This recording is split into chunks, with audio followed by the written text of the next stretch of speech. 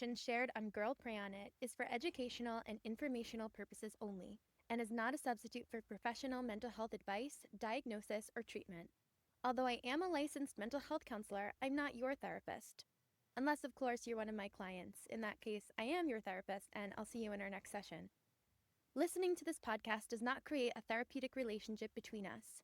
If you are experiencing emotional distress or a mental health crisis, please seek support from a licensed mental health provider in your area or contact a crisis line. Always pray on it, and also reach out when you need help. But not to us. How are you doing today? Good. Alhamdulillah. Good. Yeah, Alhamdulillah. you? I'm doing good. Alhamdulillah. I'm Good. I'm Aisha, And I'm Rebecca. and this is another episode of Girl Pray on It. Welcome back. Welcome back. A lot of people consider me to be a radical feminist. Yeah, but I don't really subscribe to that. I like to think of myself more as an Islamic feminist. Yes. And so, what Islamic feminist means to me is someone who believes in the Quran and the Hadith and all of the rights that are afforded to us in the Quran by Allah Himself, that are supported by Hadith and by the Prophet's life, sallallahu alaihi wasallam, and his companions, which were both men and women, and his beloved wives and daughters. Yeah. So that's what I would consider to be an Islamic feminist. Or do you subscribe to the term or the ideology of feminism? Yeah. So I think Islam is inherently a feminist religion. Oh, okay. Yeah. I love that. The time before Islam, there was a lot of subjugation and a lot of violation of women's rights. And Islam came and corrected that. Right. And so I would agree with you that I believe in feminism through the lens of Islam. And I think that being a Muslim inherently means that there are tenets of feminism that you agree with. But where it gets a little bit complicated is the Western world's definition of feminism in modern day America. Right. That's where things get a little bit fuzzy. And that's, I think, where there's a lot of discord. So Yeah. if you haven't gathered by now, our topic for today is feminism and specifically feminism in Islam. And so my question for you is, do you believe that feminism and Islam are incompatible?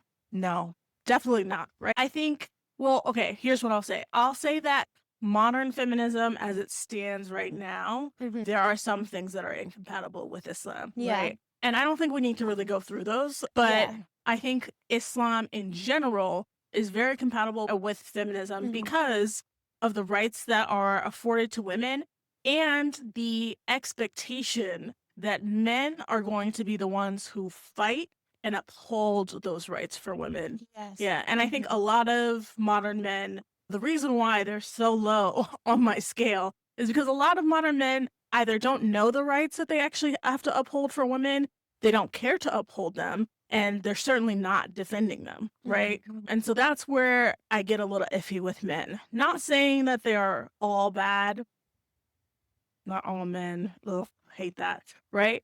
But a lot of men actually use Islam to subjugate women and to oppress women. And that's where I have a major issue. Right. Yeah. So obviously we know a lot about, like, feminism has afforded us the right to own property, to receive inheritance, to have our own businesses, to be boss babes, right? And yet culturally, within a lot of cultures and communities that practice Islam, they act as if it's the opposite, that women can't do anything, we can't go anywhere, we are just made to be in the home, uneducated, without any desire or pursuits to our own happiness, to our own success when it comes to a business or a career, right? Yeah. And that's where I think a lot of people have a misunderstanding of both Islam and then also Islamic feminism. Yeah. And just to be clear, these are cultural elements in which they are distorting Islam to suit their own desires or what it might be. Exactly. Yeah, for sure. Yeah. And so what about you? How do you feel like Islam and feminism fit together? Yeah, I think exactly as you had said. I think feminism is giving voice to women who at one point were oppressed prior to Islam, and was really clear about women's rights.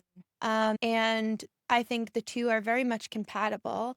I think probably Islam is incompatible with this narrow-minded Western perspective.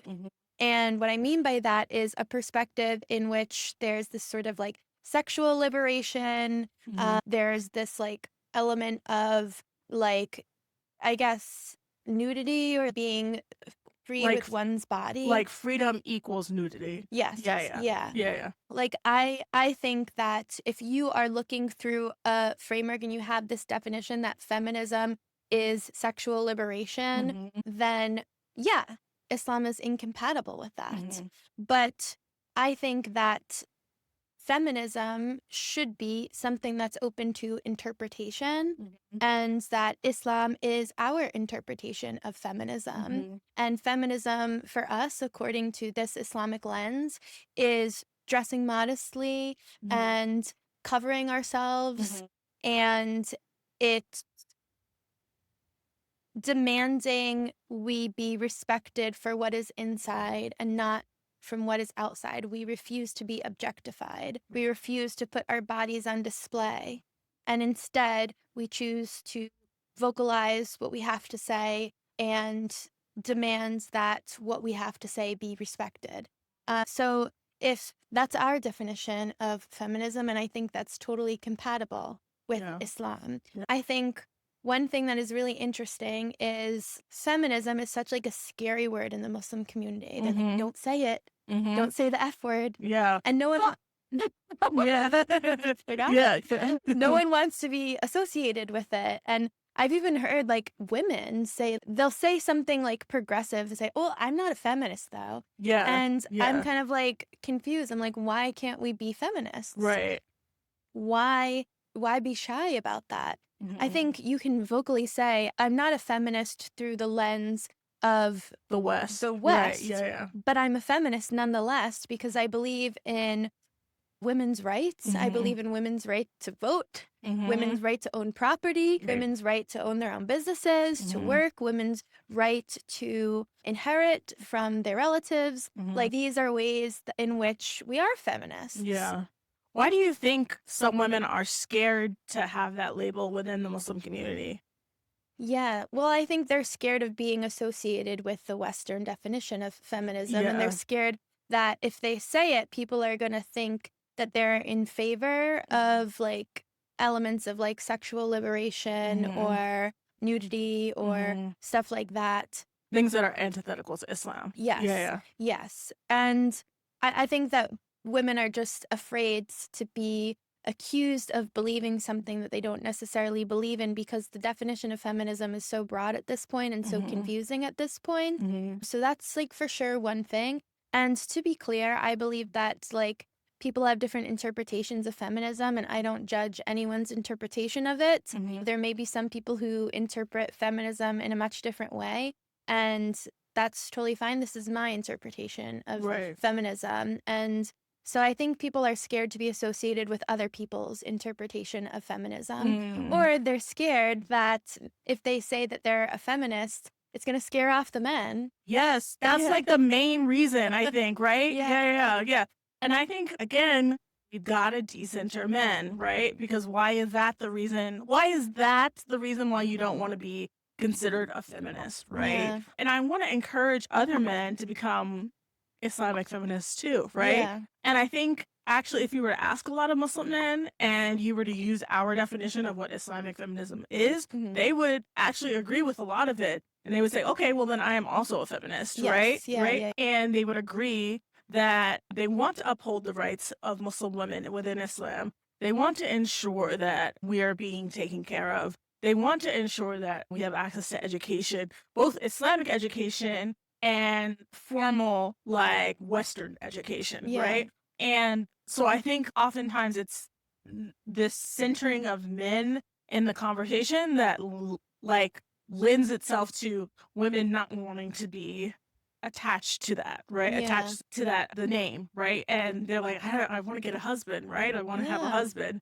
And that's cool, right? but you also want that husband to treat you well, right? Exactly. And to uphold your rights. You should want to be able to explain what Islamic feminism is to a man, right? And then be able to explain what that is and also come on board, right? So that you guys both have an understanding of what your rights are as a woman and what his role is in helping you maintain those rights. So you said that us as women, we should look for men, spouses Mhm. who identify as feminists or Islamic feminists. Mhm. Have you ever met one? Nope.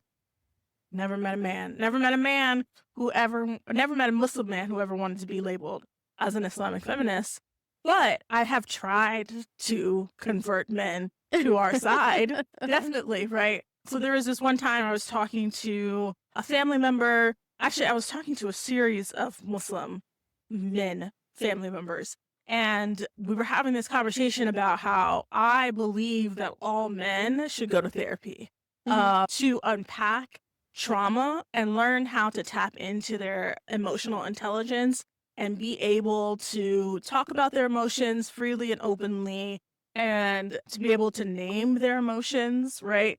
All of the things that men are told within society that they shouldn't be doing, that they shouldn't be emotional, that they shouldn't be able to name those emotions. And it's more attractive for a man to not be emotionally intelligent, which I think we're moving away from in our modern society. But I was trying to explain this to several men and trying to say, like, I think all people should go to therapy. I really do believe everybody should seek out therapy because if we did, our world would probably be a lot better of a place, right? And less people trying to take out their anger and frustrations on other people. But I was like, but especially men, because we know within our current society, men are often the gatekeepers and the holders of power. And if men were to be able to unpack some of that family trauma, that generational trauma within a therapy room, that would benefit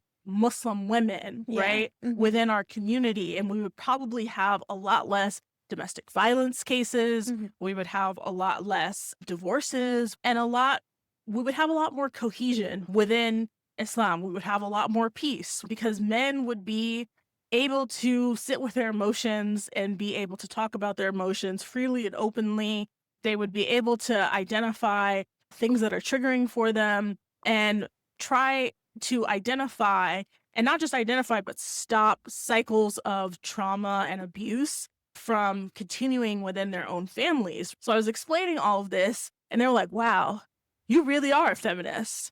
I was like, so that's what you got from that conversation? Oh my God. Yeah, right? seriously. Yeah, right? I'm like, yes, I am a feminist, but like, that's really what you got? Like, what I was trying to talk about is how can you continue to support and uphold the women in your life and not to inflict further pain on them? Because to be a woman is to really hold everybody else's pain, I think, and figuring out how to hold your own emotional pain and to hold the pain of the family members and friends around you constantly, right?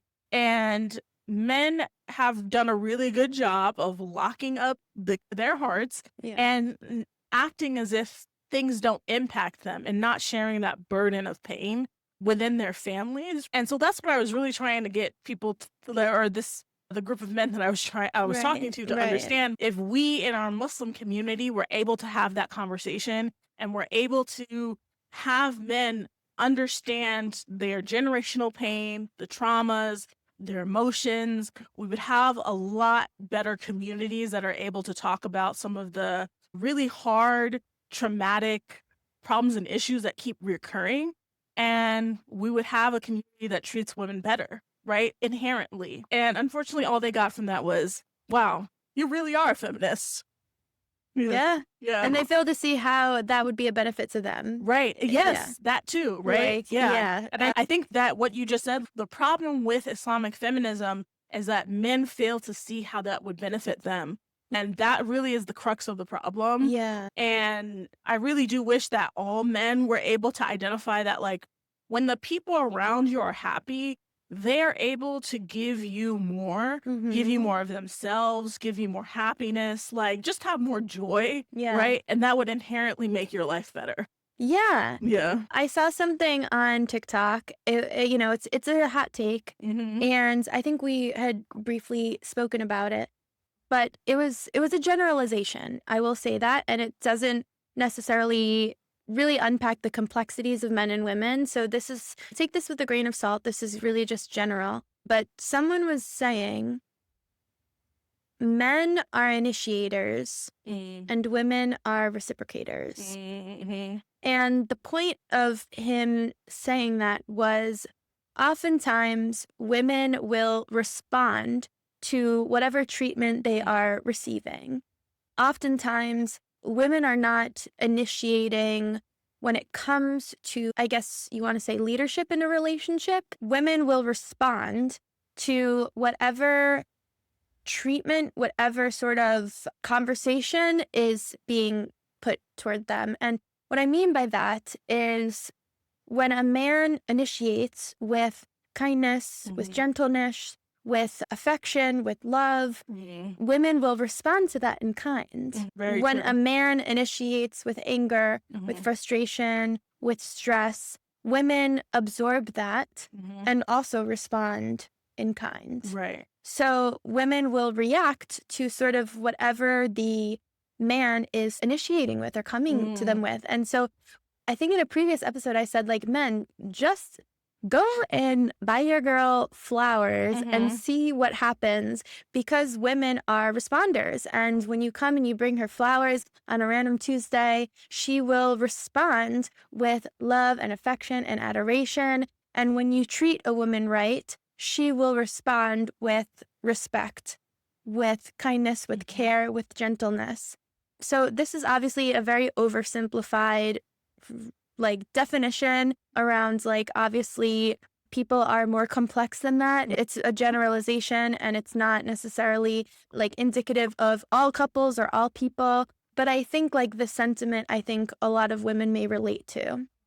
So when a man upholds a woman's rights, when a man adopts this element of the feminist that I'm going to maintain my wife's rights, I'm going to treat her with respect, with gentleness, with kindness, she will respond with love and kindness and gentleness. But when you mistreat her, she will respond with anger, with hurt, with pain. And so think about how you treat the women in your life because they will respond to that treatment. And I think the treatment that a woman receives in the house is the difference between having a really happy, peaceful life and having a really difficult, hard life. I also think when we're talking about feminism, it's really important to talk about parenting, right? Because in the Muslim community, you see a lot of disparity between the way sons are treated versus the way daughters are treated and the way in which they're parented, right? Oftentimes you see daughters being kept in this bubble. They're told to like come back right after school. You can't hang out with your friends. You can't do this. You can't do that. You can't. And in turn, that has a lot of women thinking that Islam is all about oppression. It's all about can'ts and no's rather than the freedoms and rights that are being afforded to us. And then the sons are inherently told that they can do whatever they want. There's no limits on what they can do. They can go out late at night. They can do this. They can do that. They can even go to a different state for college, right? And so there's a great disparity in the way sons and daughters are treated within Islam. And ultimately what that culminates to is a mismatching in marriage, right? Because you have men who have had all these freedoms and women who have been kept siloed, right? When in fact we should be trying to raise up our sons and daughters to be intelligent and have a very good educational background, to be scholars, but to also be good citizens of the world, right? So they know they're generous, right, with their time. They know how to move through the world. They're not completely clueless to the way the world works. And they're able to move through the world with intelligence and with know-how. And I really think that the way in which we raise our kids has been very inequitable towards women, and this idea that you have to stay in the house, you can't do anything, right? I was actually reading a post on a Facebook group that I was in. Oh, I can't share. My phone's over there. But basically, it was a woman asking this group, should I let my 22-year-old daughter go on a trip with her best friend to stay in an Airbnb full of women in another state, like for a weekend? That should not be a question that you're asking. You should feel comfortable in your ability to parent her, but then also in your daughter's ability to be street smart, right? And her ability to maintain herself in an Islamic manner, but also like as an adult, right? And there's been so many times where I've talked to women and they're like, well, I have to ask my parents, right? Back when I was like in my younger 20s, right? And I'm like, but you're in your 20s, you're an adult, and they're still very much being treated like a child. And I think this has to go back to the way we infantilize women within the Muslim community, unfortunately, right? Rather than treating them as full, cogent adults who many of us have degrees, right? But we're still asking our parents, can we go out? Can we go see our friends? I actually think it's ridiculous, right? And it just lends itself to this conversation around feminism and around Islamic feminism and ensuring that we're treating our sons and our daughters as if they have the same level of intellect, which they do, and not treating one as a fully fledged adult and the other as a child. Does that make sense? It does. Yeah. Yeah. Anything to add? Yeah, I just think a lot of what you said, like, it's definitely cultural. I think these, like, cultures, it's hard to shed some cultural notions where, as you mentioned, women are infantilized, and there's so much fear around harm befalling on their daughters that they have to protect them and kind of bubble wrap them, whereas the same does not necessarily apply to their sons. Just seems like it's a very cultural element. But yeah, like, you're right. When we're in our early 20s, like, this is adulthood. The parenting job is done. And maybe there's a courtesy, obviously, that both parents and children should have toward each other in terms of having communication about where you're going when you're coming home. But like, I think once you've reached a point in your life where you're an adult, that the relationship between a parent and a child becomes a lot more of a friendship than it is. Obviously, the parent will always be the parent and the child will always be the child.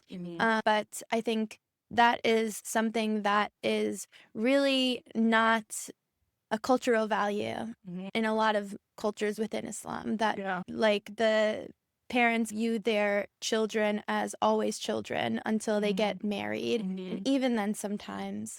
So yeah, I think there's a lot to what you're saying in terms of infantilizing women. And yeah, I think you're right. Anyone who you have conversations about this, who's grown up in maybe a strict household, girls will tell you that they did not receive equal treatment to their male counterparts at home, and always felt as though they were expected to do chores or housework and the boys weren't. And how that felt really unfair. And I think we're raising a generation of men and women who continue to repeat these same cycles because that's the way they've grown up. And it seems to me that women who've grown up in this environment where they were expected to do the household chores and their male siblings were not, it seems as though they are very clear that they don't want to be in a marriage with a man who has those expectations. And yet, men who've grown up in a household like this have the expectation that their wife will do all those things. 100%. Anything else you wanted to add to this conversation? No, I think that's it. All right. We definitely have a lot more to talk about when it comes to feminism and Islam, and we'll definitely address more things that come up in later episodes. But for now, I think we'll move on to our listener letter section. Sounds great. Great. All right. Welcome back. This is our listener letter segment. If you have a question, query, a problem, an issue that you would like us to sit and chat about, you can send an email to girlprayonitpod@gmail.com and we might just read it on the podcast. All right. So this person says, Salams, I've heard so many things regarding Muslim feminists, feminism in Islam, and whether a person can be both of these things. Feminism has been very controversial in recent times. It's simultaneously associated with the image of a strong, powerful, hardworking woman who votes and thinks and has a job, and the less fortunate 50-year-old cat lady who wasted her life and has no relationship. For Western Muslimas like me, it's making the choice to wear or not wear the hijab, getting an education, and getting married on our own terms. For some countries, it's perceived as a threat to Islam and its core beliefs. For non-Muslims, feminism is the exact opposite of Islam. There are so many waves and definitions of feminism that honestly, a lot of feminists, myself included, disagree about what the true meaning is. I personally grew up up on the definition of feminism being synonymous with gender equality and advocacy for women's rights, but of course that's changed and evolved over the years. I'm not even sure if I identify with the movement because of the negative connotation, but it's something I've been vocal about since a young age. So, thoughts? Can Muslims be feminists? Yeah. Well, it's definitely hit on a lot of the points we had mentioned before, which is that you and I believe that the two things are compatible. But she's also touching on the fact that feminism has gotten a bad rap because of maybe the current wave of feminism, which seems to be kind of revolving around sexual freedom. And that's at least my understanding of what modern day feminism looks like a lot. But she brought up some good points about how a lot of us may believe that feminism is really more about freedom to choose how we practice our religion, and there not being any sort of enforcement of it.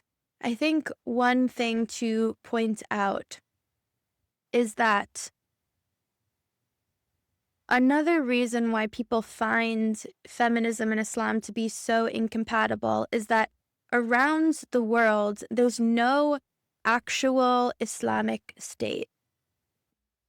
Okay, so every single place or country that calls themselves an Islamic state or a Muslim state is not actually following Islam the way that it's meant to be. They're being influenced by culture or extremism, or they're being influenced by things that are not inherently Muslim or Islamic, and they're using Islam or they're using culture as some way to justify harmful practices. So there's no such thing as a true Islamic state or place right now, because every single place is a total disaster, to tell you the truth. Right. Yeah. And there's also those cultural elements that are influencing those so-called Islamic states, right? Yeah. And so sometimes the culture is influencing Islam, and what's being laid out in Islam is different than what the culture is dictating about rights for women. Yeah. Yeah. And so I think as well, when we look around the world at all of these Muslims and we see that they are seemingly, some practices in other places seem like they are oppressing women, and then people conflate that with Islam, that's really difficult for both non-Muslims to see that, but also it's really confusing for Muslims. You know, for example, for years, women were not allowed to drive in Saudi Arabia. I think they recently abolished that. Yeah. But that was totally incompatible with Islam. It was wrong. Yeah. And it was really, really harmful for non-Muslims and Muslims alike to see that, especially with Saudi Arabia being the leaders in the Islamic world. I think this is another way in which people really get confused. The short answer, even though I've just been rambling, to what she's saying is like, there can be compatibility with Islam and with feminism, but don't look around the world to find it because you're not going to. I think that when we have conversations about feminism, we just need to be really clear what we mean when we talk about the feminism and be really clear what we are for and what we're against. Yeah, 100%. I agree with you. And to also answer your question, yes, I've said this already earlier on the podcast. I believe that Muslims can be feminists in the context of Islam. I want us to look towards like the women companions of the Prophet sallallahu alaihi wasallam, because it talks about women who were engaged in war, right? Alongside their male counterparts, who owned businesses, who were active members of the political sphere within their Muslim communities. And all of these things tell us exactly the role of women at the time of the Prophet ﷺ and what we should be doing as women in our modern age. If women were in war, that means that they either knew how to shoot a bow and arrow, they knew how to wield a sword, or they were doing hand-to-hand combat, right? And how do you think they learned those things, right? They learned them from men. And there was a vibrant culture of learning things from the different genders, right? And of course, there are ways in which we should maintain boundaries in terms of the way we act, but we shouldn't be thinking that men and women are these just two separate entities that don't ever come together unless it's in a family scenario or in a marriage scenario. Women should be active participants in their communities. And I think we have to look back to the time of the Prophet ﷺ to be able to correctly identify what is true Islam and where those feminist qualities kind of stand out. Yeah. The person who has narrated the most hadith Right. was a woman, Aisha, radiallahu anha. Yeah. So that just tells you a lot right there. Women were telling stories and documenting. Women were trustworthy sources for information. Women owned businesses. They went to the masjid. Right. So I think, as you said, like that is evidence there.